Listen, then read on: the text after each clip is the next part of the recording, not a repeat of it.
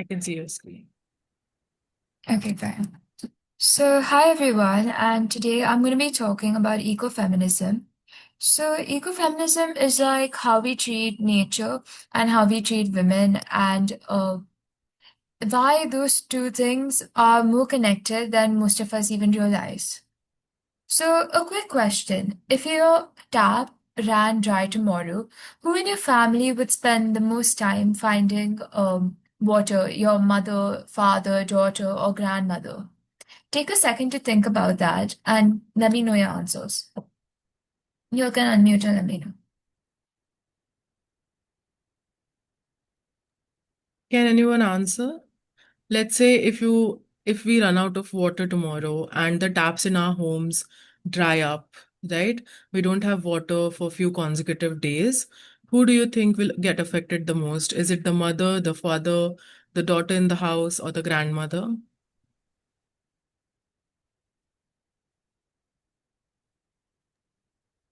Yes, Dildar, go ahead. It will be a mother because in my house, my mother is housewife, so she take care of all the things in her. So yeah. Okay. Any other answers? Anyone else would like to? Okay, so for most of us, the honest answer is a woman. And that's not a coincidence like you thought it would be your mother, because that's exactly what today's session is about. So here's what we're going to cover today. We're going to cover what's the meaning of ecofeminism, why the first to be affected by environmental degradation are women, the real stories from around the world, community design solutions, and an ecofeminism innovation challenge. So what is ecofeminism? It's a movement that connects how we treat the planet with how we treat women, because both have historically been shaped by the same patriarchal systems. The term was first coined in 1974 by Frances D. Eborn. It blends feminism, environmentalism, and social justice. And ecofeminists push back against capitalism's tendency to extract from both nature and women without accounting for the cost. So, at its core, ecofeminism connects the exploitation of nature with the unequal treatment of women. It argues environmental justice and gender equality that can't be separated. You can't fix one without trying to like address the other. The key idea here is simple. It's empowering women, actually strengthens environmental resilience. When women lead, the community-driven climate solutions also follow.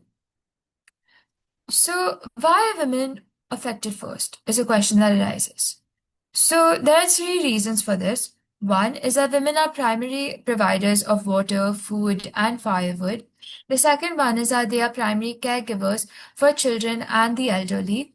And the third is when the ecosystem fails, their daily labor also multiplies.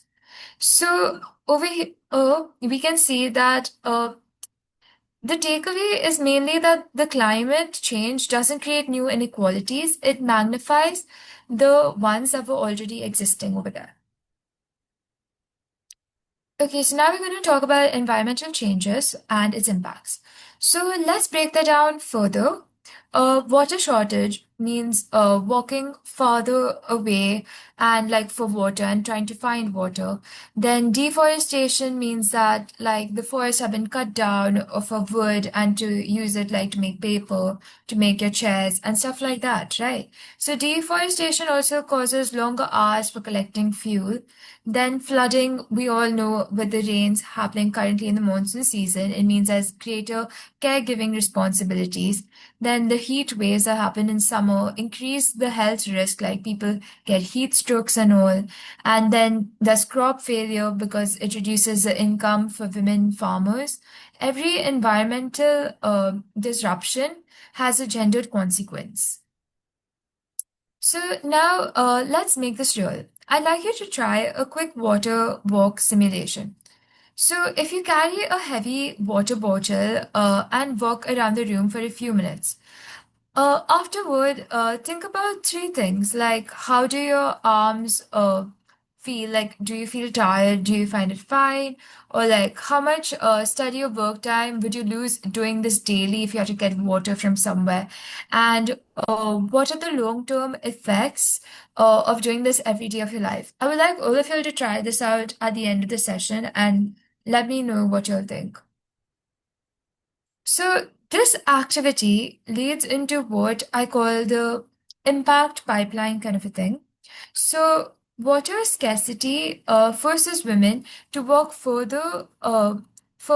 So like that means like girls tend to miss school, women miss work, like job opportunities because they're trying at home to make ends meet, to get water for their families. And missing school means less education. Less education means lower income, and lower income deepens the poverty, and poverty means like less ability to recover from disasters. So the key learning here is that climate change affects everyone, but not equally.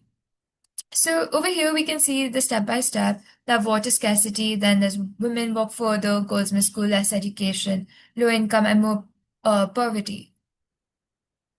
So now let's talk about the merits. So ecofeminism isn't just like a critique, it has real strengths. So it links the environmental degradation with gender inequality by showing them stem from the same systems of domination.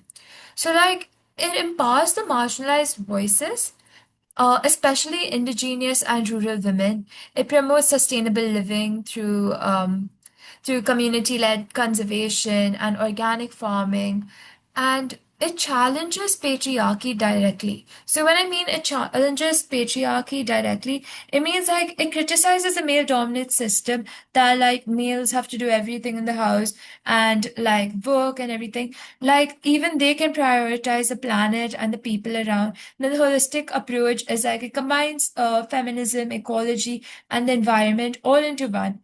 And we know that women tend to care more about the environment and tend to have a deeper sense of connection.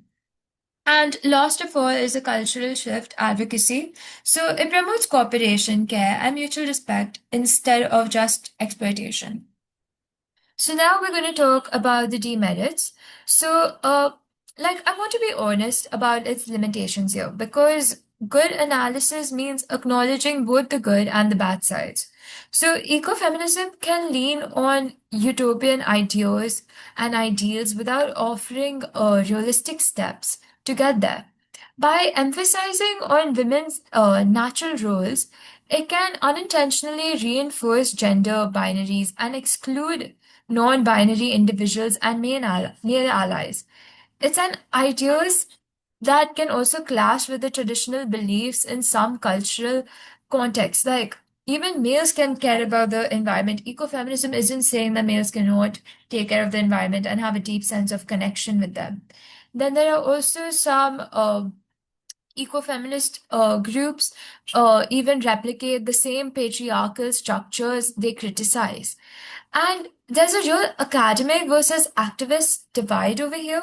So the theory can be too dense for like, the grassroots organizers to actually kind of use it. So I think if all of this is a bit too much and you aren't understanding this, I'm going to show you a comic strip from SpongeBob. So basically, over here we can see where SpongeBob is talking about how he's made a reusable bag, and Patrick goes on to, and Patrick is like, "Oh, you've made a reusable bag, SpongeBob," and SpongeBob is like, "Yeah, because like it helps to clean our reef, our coral system, and all underwater." And then Patrick's like, "Why are you doing this? Like, you're not supposed to be like." What is the need for this? You can just use a normal bag kind of text. And then he thinks it's not a really useful gift. But actually, SpongeBob really cares about protecting the ocean and trying to do chores and all. So he wants to keep it clean and all. So that's why the one SpongeBob and Patrick, like to make a lighter point, like Patrick assumes that the reusable bags are like a romantic kind of gesture, then gets frustrated frustrated when he realizes it's to protect the ocean and it means so like the takeaways are like small choices like this, like using reusable bags and all, they add to the big impact. And protecting our environment takes everyone pitching in, not just like one person's label. So another comic strip that I found is this. So like it's of the Powerpuff Girls. So like they confront like a factory dumping toxic waste and chemicals and leading to air pollution and all into a river. It's a simple story. So like the message is direct. It's like stopping pollution means respecting nature's limits and caring for the earth and caring for people, like caring for the people that are in the same fight. Like when women lead for the planet, everyone thrives. And that's the line that I wanted to land using this comic strip. So there's another comic strip that I've kind of made myself, and it contrasts two spaces. A disconnected, profit-driven city like Mumbai, where we all have this fast pacing, where we're like, oh my gosh, like I'm so caught up on my phone, work, school, and other stuff like that. And then you're like, but I really want to connect with the nature. And it's honestly, it's understandable because most of us face that on a day to day. And I think this really connects the principle like of care and not conquer. So like the two characters that realize that nurturing the earth and resisting the oppression of women are the same act of care. So the message here is that ecofeminism means growing a world that care for the earth and care for each other is treated as power, not just like a weakness or something. So another thing that I've done is I've also conducted like an interview with someone who works with like social, she's a social entrepreneur from Mumbai and she's like focused on menstrual hygiene and awareness. So I've also tried to get her kind of idea into this. So yeah. Okay. So she has founded Red is the New Green. It's an initiative in that is focused on menstrual hygiene and awareness. She's led efforts to install sanitary pad vending machines, run educational workshops, and stuff like that. And you know, the takeaway here is that like she started this at the age of 17 and it was a really big hit. And like she got the Queen's Young's Award, the Forbes 30 under 30 Asia. And her change has led to an increase of amount of like good stuff for like young women across Mumbai and Asia. So now let's look at a few real world case studies that show ecofeminism in action. So first up, we have the Chipko movement. So the Chipko movement began in the 1970s in Uttarakhand. It was a non-violent, women-led forest conservation protest where villagers literally hugged trees. So they hug trees. You must be wondering, like, that's a bit weird, isn't it? But no, they hug the trees to stop them from being cut down, and it highlighted the community rights, environmental protection, and sustainable resource use. And it's one of the earliest, most powerful examples there is when we talk about ecofeminism. Next up is Wangari Maathai. So she founded the Green Belt movement, and she also became a Nobel Peace Prize winner. And her organization planted over 50 million trees, and it also employed thousands of women. Her own words capture it best. When women restore nature, they also restore communities. Next up is the Green Belt movement. The Green Belt actually women through tree planting, combating deforestation while promoting environmental justice at the same time. Next up is Piplantri village. Piplantri village is a village in Rajasthan and it celebrates the birth of every girl by planting 111 trees. And like this is all done in the girl's name who is born, and it started after the village lost the former Sarpanch's daughter, and it transformed grief into like green activism and like planting trees. It's like honestly the most beautiful concept that I've come across. Like this ecofeminism initiative has empowered like women, revived groundwater, and it's also like, you know, turned the village into a self-sustaining model of environmental and social change. So now it's kind of like your turn, guys. So I want you to become an eco-feminist innovators. So maybe choose one focus during this week. It could be safe. It could be safe water collection, cleaner cooking fuel, sustainable menstrual waste disposal, flood-safe schools, cooling solutions for women vendors, women-led urban farming, plastic-free villages, solar-powered community kitchens. It could be any of these. Okay, and as you design, ask yourselves these four questions, okay? Who is the user? What is the problem? Then how does the solution work? And is it environmentally sustainable? So by doing this, you're creating a small change, but you're impacting a large amount of people. And I think each one of you can literally start this right now. So yeah, now, you'll have 2 minutes to think about this, and you all can maybe pitch your solutions to me and tell me, like, make sure like you cover the problem, the user, your innovation, your environmental impact. And here's a bonus question to like challenge you really. Uh, could this become a social enterprise? Like, how exactly do you think you can make a change by probably using one of these in your like community or something? Do any of you all have any ideas? You all can unmute and give it. Did everyone understand the question? Yeah. So can you tell me any ways that you can become an ecofeminist in? Yes, Danish, were you saying something? Maybe we can use a recycling method. Like in today's world, we are having lots of plastic and e-waste as well as electronic waste, which causes a lots of problem as it's not recyclable. So that's the problem that I see, and maybe we can make it as an eco-feminist thing. That's a really nice idea. I think we can do that. Any other ideas? Do any of you have?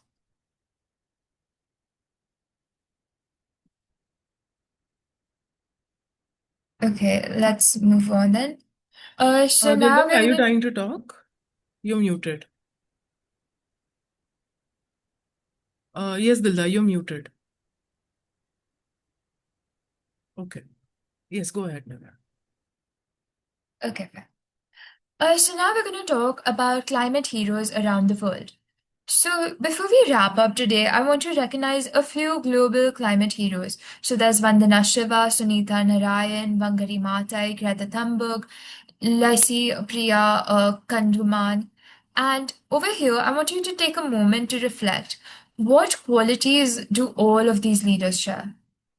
Okay, so like the qualities all these leaders share, you must be wondering. So the qualities that they share here are that they all work together to like raise their voices and protest about the environment and stuff that's happening, like if there's deforestation, if there is like something happening with the icebergs in anywhere in Antarctica, all around the world. They try to cover all of those problems, and they try to raise their voices in places like the United Nations, WHO, and all, and they all come together collectively.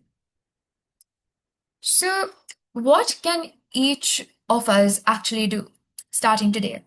So, like you said, we can reduce plastic and we can save water, we can plant more trees, we can support women-led businesses, we can buy sustainable products, we can start a school eco club. So, what's a school eco club? A eco club in school is basically like you'll care about the climate and the nature. So you can maybe like I think Danish said, you can make recycling bins and all, and segregate waste in school. You can also have like book drives where people come and they give and donate their old books, and like maybe you can like borrow and something like that. You could start. And you could also learn about local issues, like in your locality, if there's construction work happening, if there's a metro being built, is it affecting the environment? Are more people falling sick around there? Something like that. And you can also encourage girls to become climate leaders and to take on challenges in your surrounding and locality. So now there's a take-home challenge for all of you all. And I think this is going to be your last one. I'm sorry for giving you a lot, but I want you to interview a woman in your life. Okay? Any woman. It can be your mother, your sister, your daughter, your grandmother. Okay? And ask them about like the environmental changes, the challenges, solutions that she's noticed around her in her life in a day to day. And because the theory means nothing if we don't just like, ground it in real life experience. And like, yeah. So I want all of you to like go and ask some women around you, like, what are the changes and the challenges and solutions that they are facing. So we're gonna just watch a short video that kind of gives a recap of everything I've spoken about. Okay? Let's jump right into this explainer.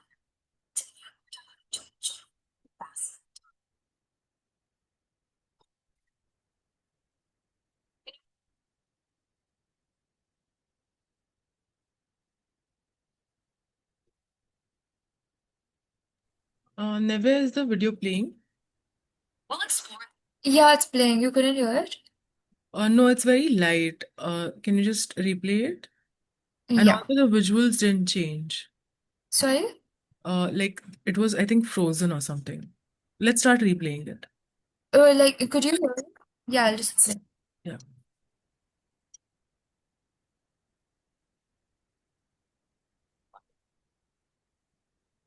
No, it's not audible at all. It's not audible? No. It's just a recap, right? Yeah. I'll Yeah. just go through it then without the audio. Sure, yeah, you can do that. Okay, one second. Okay, so basically, here's a quick recap of everything we've done. First, we spoke about like who in your family does most of the work. One second, I think it's gone to the start.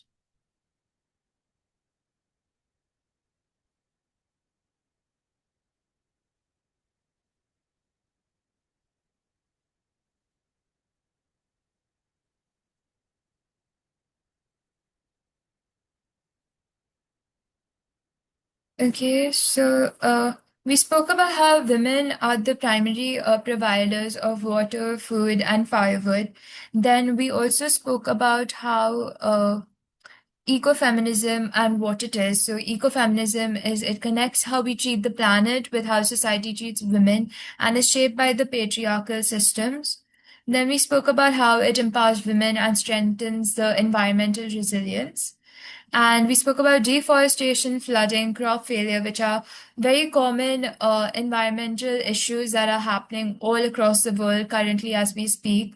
Then we spoke about how the impact pipeline, like what women face a lot in many rural areas as water scarcity, where they have to walk further and get water, and this leads to them not being able to work, get education, and then less recovery, missing school, more poverty. Poverty happens because of less education. Less education results into not being able to work and lower income.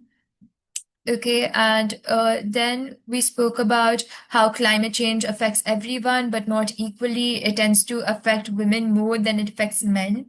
And then we spoke about the Chipko movement, where they hugged trees to ensure that men did not cut it down, or like anyone was not going to cut it down from industrial areas. This is still practiced in India today, and it was like the founding movements of ecofeminism in India strongly.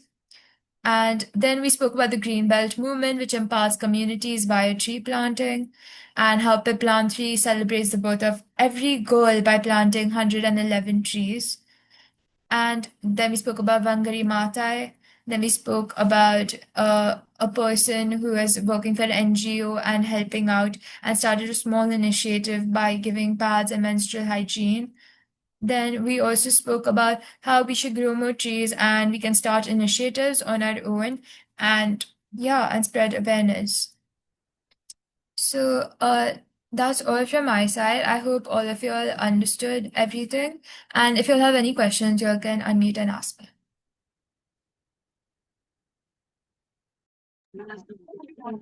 Yes, the session was really insightful. Actually, I got your point, and I think it's a very eye-opening session because we have not heard about ecofeminism what does it really states and what is its significance. We usually ignore it, but now it was very, very insightful. I really enjoyed the session. Okay, thank you. I'm very happy you enjoyed it. Thanks a lot, Danish. I hope each one of you gets to, take this back home and at least start, becoming some sort of a eco-feminist yourself, right? We can start very small and then we can grow from there and contribute healthily towards the environment, right? Great. Okay, thanks a lot, Nevaeh. Thank you. Okay, Saumyata, let's have you next. Go ahead. Yeah. Could you please present it? I'll just share the link.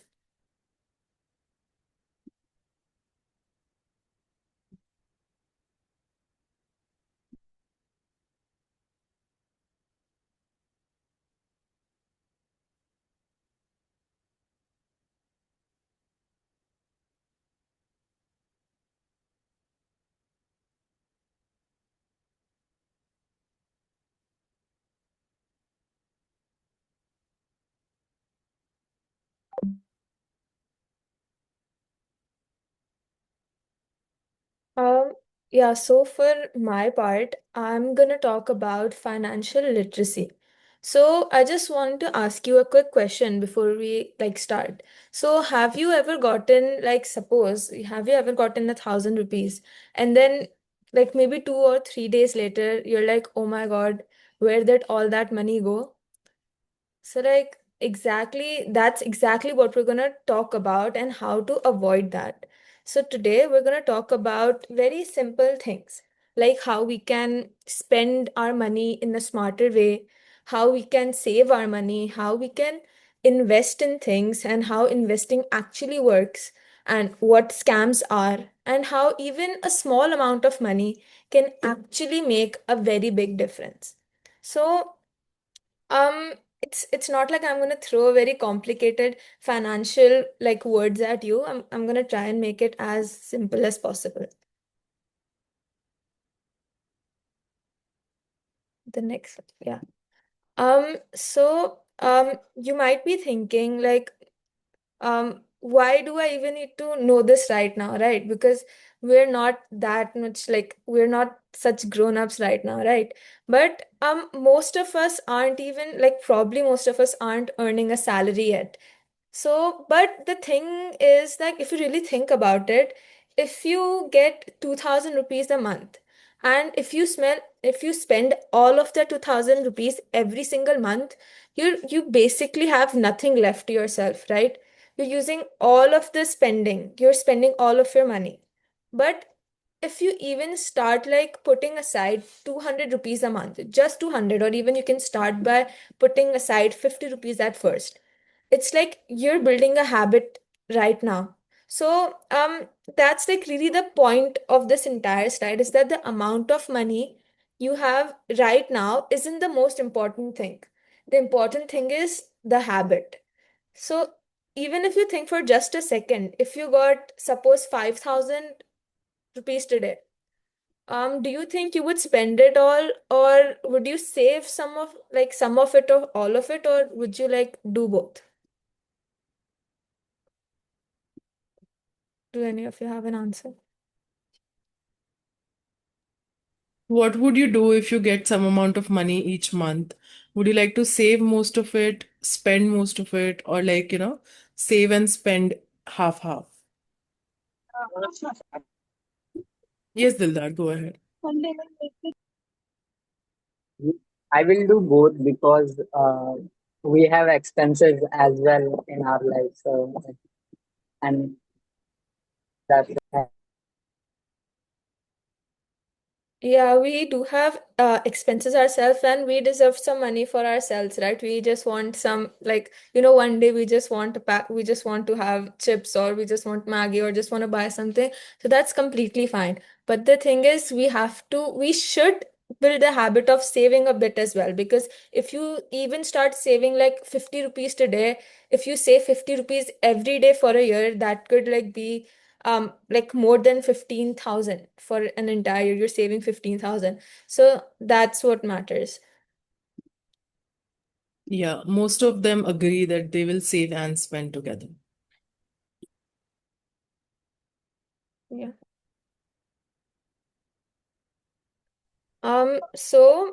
Let's make this like really relatable. So if you're like imagine you're just scrolling on Instagram, right? Or if you're walking around a mall or just the street and you see something that you really want. It could be a new pair of shoes or headphones or makeup or whatever it is, like whatever you want. And you're probably thinking like, "Oh my God, I need this. I want this right now." But do you actually need it? That's where the needs and the wants come in. And I know like most of us have heard this, have these two terms, like heard these two terms a lot. So what it need is something that you actually have to spend money on. A need could be like food, like that's a necessity. You need food. So that is a need. Food and water is a need. But a want is something that you would like to have, but you can live without it. Like maybe you want the headphones really bad, but you can actually live without it. So that's a want because you just want it. So to like balance this out, there's a really simple trick and it's called the 24-hour rule. It might sound complicated, but it's really not. It's that if you want to buy something that isn't like necessary, just wait a day. Like I gave the example of the headphones. If you really want it, just maybe wait an entire day. And if 24 hours later you're like, um, actually I'm good, I don't need it anymore. So that's where like you saved that amount of money, right? So another thing is that you should track your spending. Even if it's just like 50 rupees here or 100 rupees there, those little purchases can add up without you even noticing. So next time if you buy something, just ask yourself first, did I actually need this or did I just want it? I'm gonna talk about the basics of budgeting. So we're gonna think of a hypothetical situation. So let's say you get 50 like 5,000 rupees this month. So you can't just say, right, oh my God, I have 5,000 rupees. Let's go shopping. Let's get food. Because half of them, like, because then halfway through this month, you're gonna be like, oh my God, I only have 50 rupees left. What do I do now? So that's where the budget comes in. A budget is like basically deciding where your money is going before you spend it. So in this slide, we're talking about the 50-30-20 idea. This is a very simple idea and it's like very commonly used. So it's like 50% of your money that you have, it goes towards things that you actually need. Like I mentioned, food and water. And 30% goes towards the things that you want, like going out, buying clothes, entertainment, eating with friends. And around the 20% that you have left, it goes towards your saving. So obviously you're not expected to follow these numbers perfectly, but the main idea is just don't let all your money disappear into one place. Give some to yourself now and then keep some for your future self as well. Okay, so saving and investing. So if you had 10,000 rupees and you needed it next month, so but would you invest it? Probably not, right? Because if you suddenly need the money, you want it easily available. So that is basically saving. Saving money is when you keep your money somewhere safe so that you use it when you need it and not just like spending it on like things that you want. So, but investing is different. Investing is when you're putting your money somewhere where it could grow over time. But there's also a chance that it could lose value. So, giving an example, suppose if you invest your money into a company, like you buy shares of a company, and if that company grows, so you get more money out of it. But like giving a real world example, if it's Nokia, it was growing so much back in the day, right? But now it's not, it's very like less in value now. So it could, your money could also lose its value. So, a very easy way to remember this is, if you need your money like very soon, you should save it. But if you don't need it for like many years, you should consider investing it. And the longer you leave your money to be invested, the longer time it has, it has more potential to grow.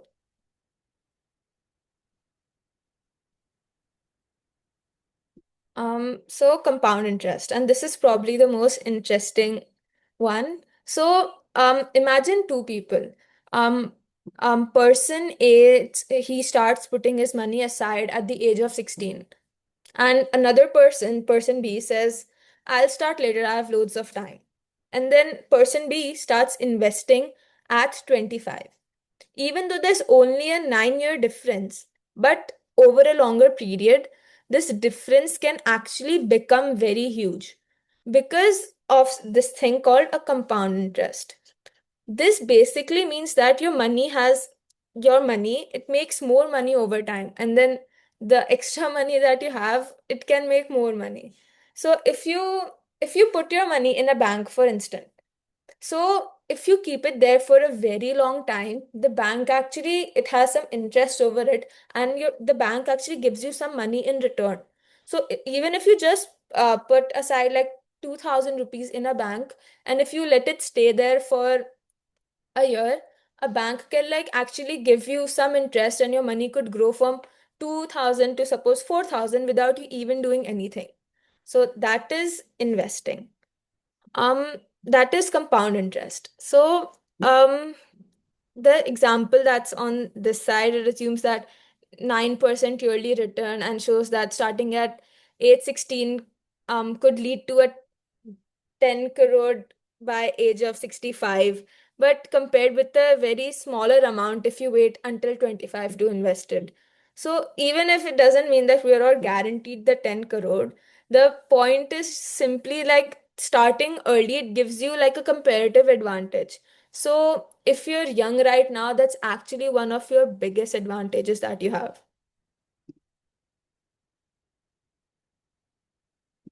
So, now let's talk about something that can literally make you lose your money, which is scams.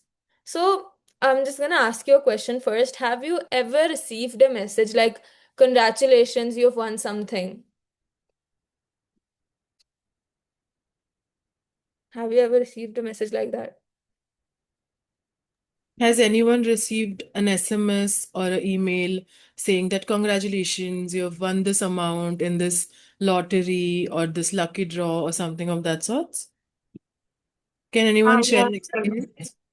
Yes, Jasmine, can you tell me what sort of a message have you received? Actually, I don't remember, but I got a message from, but I don't remember. Okay, no worry. Yeah, so those kind of messages are like, if you're sitting there thinking like, "I don't remember entering anything and I still won something." That's one type of a scam. Like even if you're not doing anything, how can you win money, right? So another common example is like you can get a message from your bank, right? "Your account has a problem, click this immediately," or "You need to change your account number." So these kind of messages from your bank, don't don't click it at all or instantly. If you're worried that, "Oh my God, there's something wrong with my bank," you should actually contact your bank first. Like go through the official number or the bank app and contact them first. Never click those links, because these kind of links are actually an investment scam. It's like if you click the link, they actually they take your money away. So if someone tells you, "Give me 10,000 rupees and I'll make it into 50,000 in 2 weeks," that's very suspicious, because how can 10,000 grow into 15,000 in just 2 weeks, right? So because if money making was like actually that easy, would wouldn't everyone be doing it? Everyone would be so rich right now. But that's not it, right? Everyone has differences. So these kind of things are basically the scams that goes around. So uh, we're gonna make this like kind of interactive. So if you get a message saying you have won 1 lakh, claim it in the next 10 minutes or you lose it. So what would you do?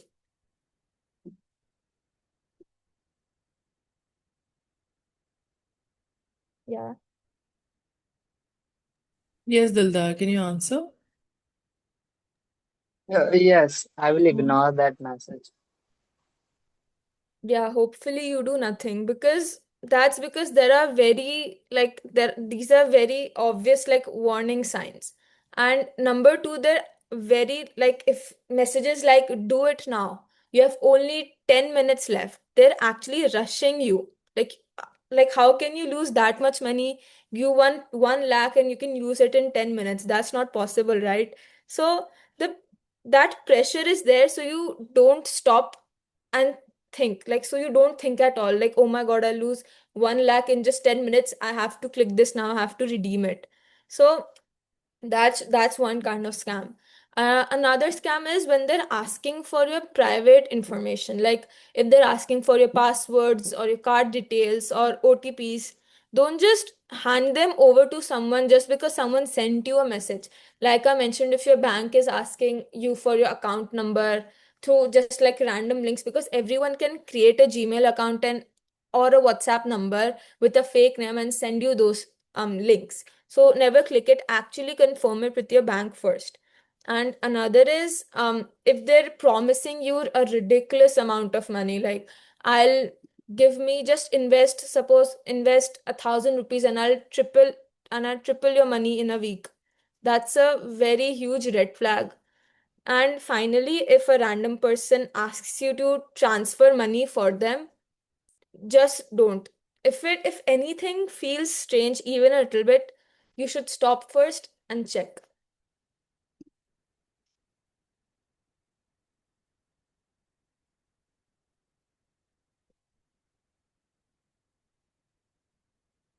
Could you move to the next slide? Yeah, okay, so this is a snack trap, and it's a very easy thing to relate to. So let's say you go to school every day and every day you spend 50 rupees. Like maybe it's on like a cold drink or a Coke, if it's chips, if it's Maggie or like a samosa. So you're thinking, right, it's only 50 rupees. What could it do? And if you think about it individually, it's 50 rupees, it's actually isn't that much in the current world, right? But if you look at it, like if you look what happens when you repeat it, like if you go to school, suppose 220 days in a year, and if you spend 50 rupees every day, you're actually spending 11,000 rupees in 1 year, and that's a lot of money. So I'm not saying that, oh, never buy snacks again. That's not realistic. But the point is, you should notice your small spendings, because sometimes we don't lose money that through one huge purchase. We lose it through lots of tiny purchases that we don't think about. So next time you want to spend like 50 rupees, just think like, do I actually want this, or am I just buying this because I always do?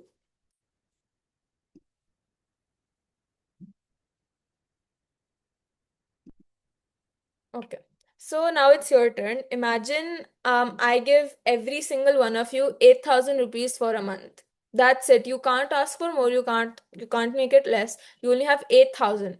So, and you have to decide how much you're going to spend on, how much you're going to spend on food and snack, how much you're going to spend on going out with your friends and other fun things, and savings. So just think for a second, how much would you actually save out of this? And like, be honest.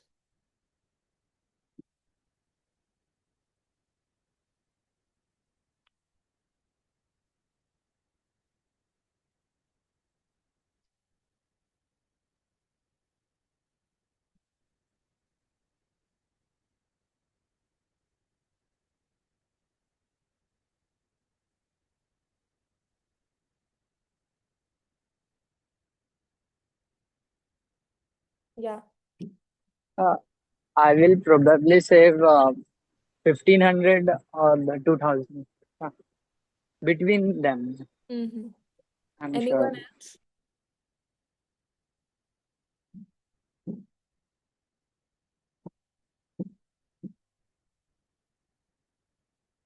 Okay, so it's like actually very easy to say that I'll save 4,000 rupees, right? But then your friends randomly text you on a Friday saying, let's go out. And suddenly that 4,000 doesn't exist anymore. So that's exactly where budgeting matters. It's not about never having fun. It's about deciding how much fun you can afford without completely forgetting about your future.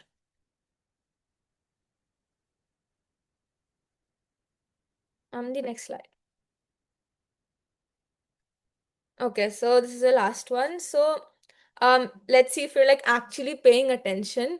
So, for the first situation is that you're getting a message from your bank saying, your card will be blocked. Send us your card number immediately. What will you do?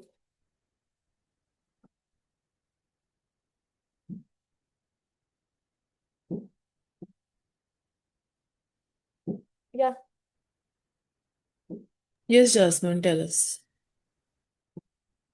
Yes, please. I will ignore it.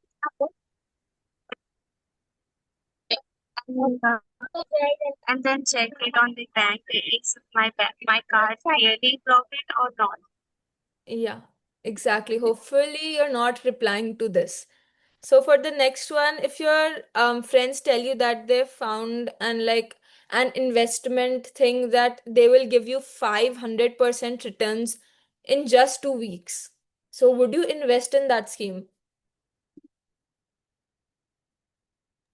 No, please. Yeah, exactly. I So don't have a trust. yeah. And finally, if you have 2,000 rupees left at the end of the month, so what would you do personally?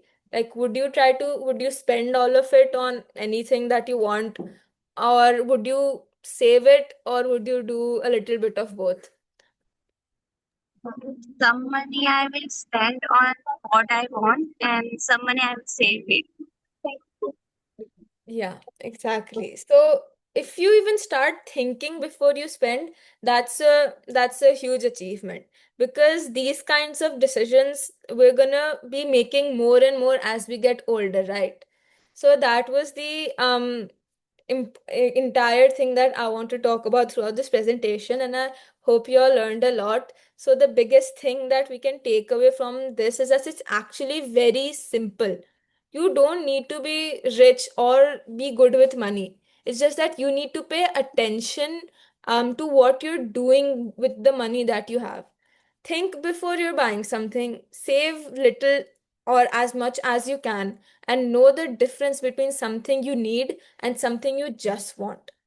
Don't fall for things that sound too good to be true.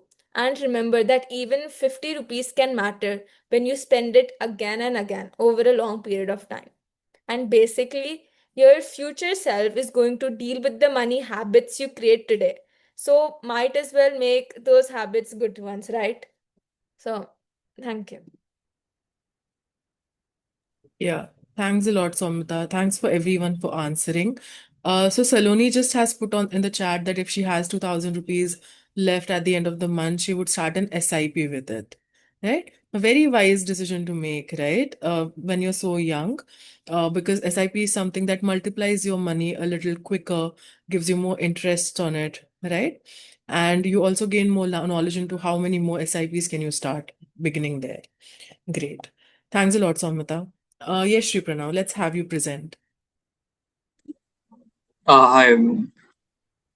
I made a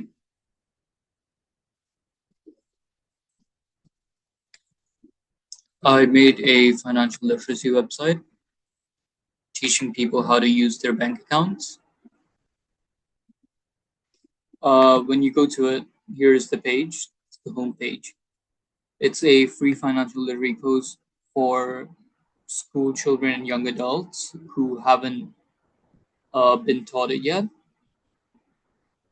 Uh, This website teaches you how bank accounts work, how you read bank statement, how to avoid common mistakes that can lose a lot of money for you through lessons.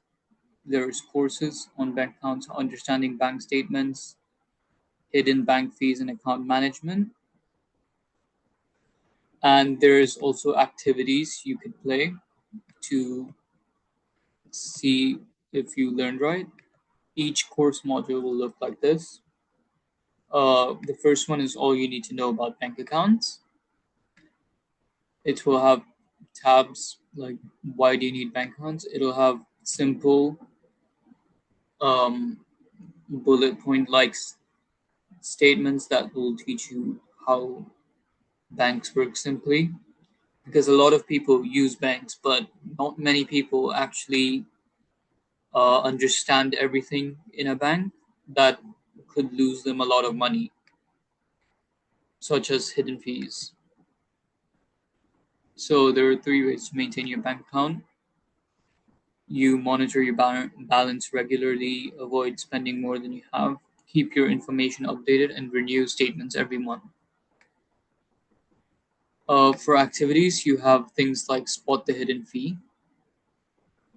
If anyone wants to tell me what the hidden fee in this could be. Yeah. Is Sri Pranav's screen visible to everyone? Yeah. Can you look through it and let him know what are some hidden fees here? What is something that will charge you money, but you don't really upfront know about it? Can anyone take a guess? Yes, Dildar, go ahead. Paper statement fee. That's right. The other examples would also be the monthly maintenance fee, ATM withdrawal out of network, overdraft fee, and inactivity fee. The website teaches you, it gives you tips and tells you what, say you got something wrong, then it tells you why it's not a hidden fee. It also tells you when you do get things right, what the hidden fee means and what it is. There's other activities such as fraud detection. Uh, for the first one, do you guys think it's a legitimate one or a fraud one?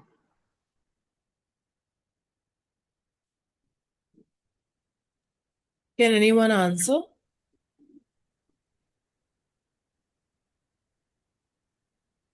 So is this payment a legitimate one or a fraud one? How do we identify it? He's asking about the first one on the screen.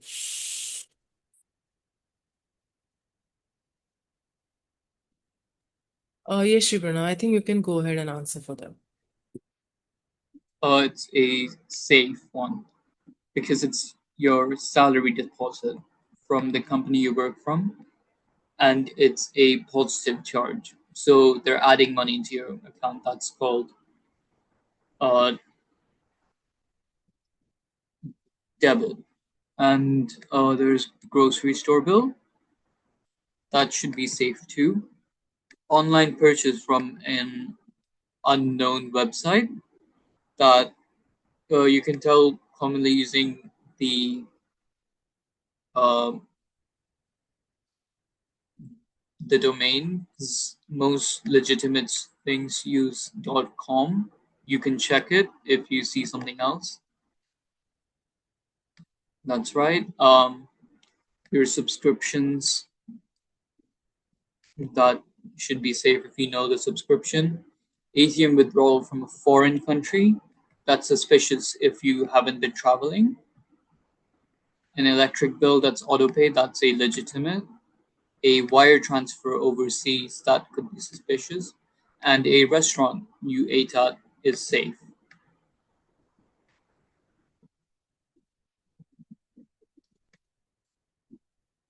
The other activities such as credit versus debit sort.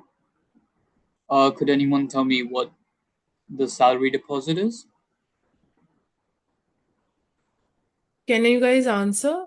So we have to just categorize all of these in either credit or debit. So credit is when the money comes into the bank account, and debit is when the money goes out of the bank account. So is a salary deposit a credit or a debit? Credit is. Correct.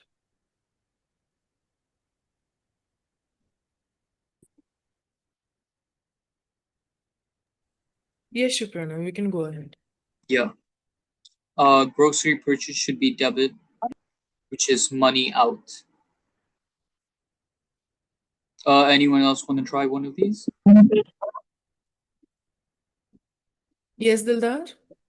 Refund from store will be go to the creditor. That's right.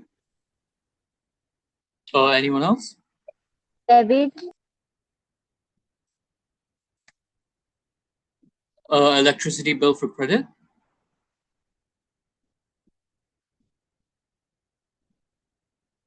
Sanya is answering debit. That's right. I'll do the rest. You can always know certain things such as refunds will always be credit, deposits will always be credits, and things such as bills and purchases will always be in debit. The website also tells you what each thing is. Yeah. Next activity is the terminology match. These are things you might see on your bank statement. Any ones that you guys already know?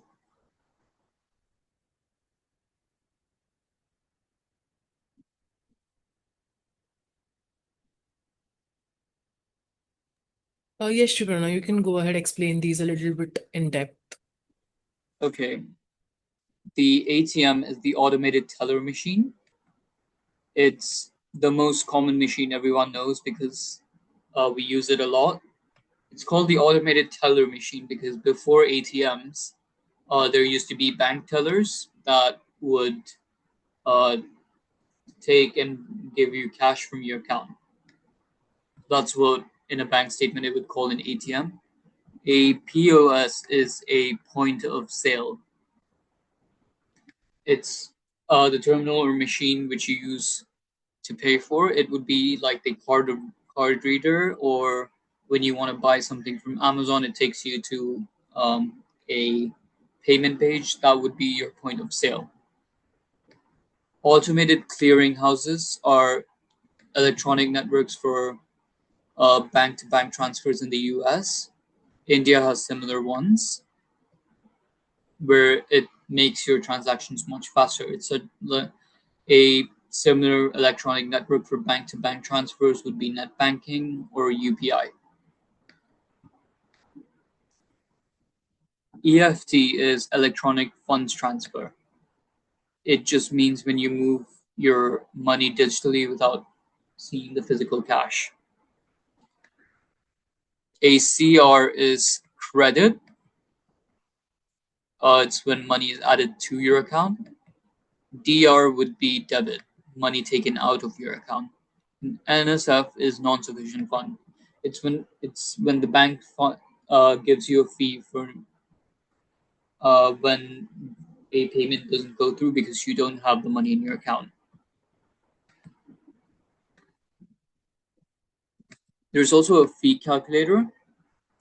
So you can enter the fees in your bank, let's say 150 rupees for account maintenance, ATM fees 500, and let's add overdraft for 60,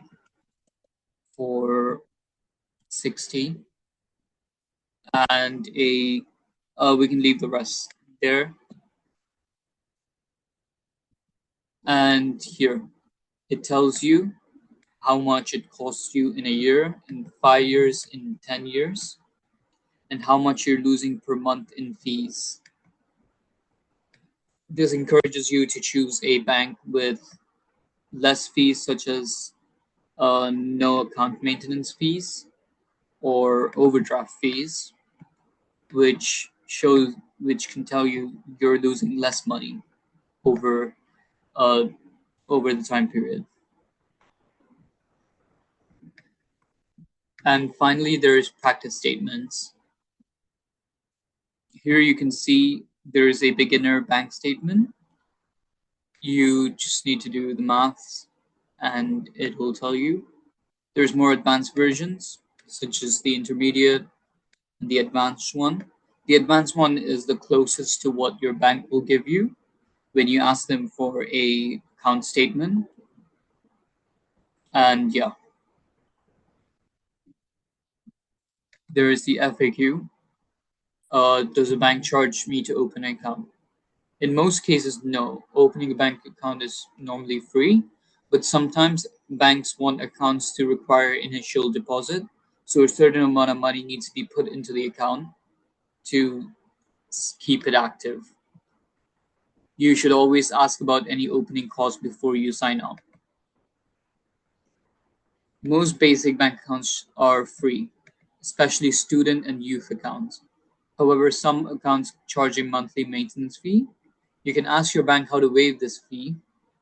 Most often, it means maintaining a minimum balance, setting up direct deposit, or going paperless. You can have more than one bank account in the same or different bank. Many people keep a checking account for basic daily spendings and a separate saving account for goals. Just be aware that more accounts can mean more fees to track. Yes, banks do offer specialized accounts, student accounts with no fees and lower requirements, children and youth accounts with parental controls, and in some regions, accounts with special benefits for women. Ask your bank what accounts or options are available for you. How often should you check? You should renew your bank statement at least once a month when it arrives. Additionally, you should check your balance weekly through your banking app to catch any unauthorized transactions early. The sooner you spot an issue, the easier it is to resolve. If you see a unknown transaction early, it's more likely to get refunded through your bank and solved. But if you find it months later, there's a good chance it's too late to stop the transaction or reverse it. If you find an unknown transaction, you contact your bank immediately. Most banks have a fraud hotline available 24/7. Report the transaction, ask them to investigate, and request that your card be blocked or replaced. Acting quickly improves your chances of recovering money and prevents further unauthorized changes. The best way to learn is by doing. So the interactive quizzes can really teach you more than any of the courses or the FAQ could teach you. I'll add the resource to the chat and you guys can try it for yourselves. Yes. Thanks a lot, Shri Pranav. So for everyone, Shri Pranav has dropped a link to his website in the chat. You can just access it and, try to go through it, try to work on the activities, try to interact with the website so you get to know a little bit more about money and banking system and how you can also utilize it to its maximum. Yeah, great. I hope today's session was useful. Also, I'd encourage all of you to go through your bank statements, check it for fees, and if you find you need to save the money because you might be losing thousands of rupees in fees alone, you can always go check out other banks. It's not necessary for you to stick with one bank. You can always swap, and normally banks will be happy to help you to swap to a new system, which can charge less fees for you. Perfect. Yes, Jasmine, do you have a question? No, please. I just want to say, can you please send the link on the group? Sure, yes, I'll put the link on the group and you can also access it from there. Is there any other questions anyone has? Anything that you would like to ask Shri Pranav or maybe, get to know better? Anyone?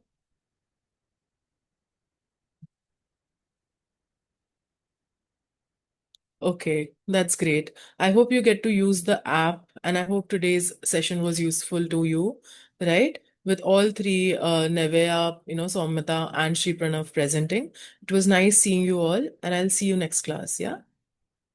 Thanks a lot for joining. Thank you Bye-bye. for the session. You're welcome. Thank you, ma'am. Thank you. Bye.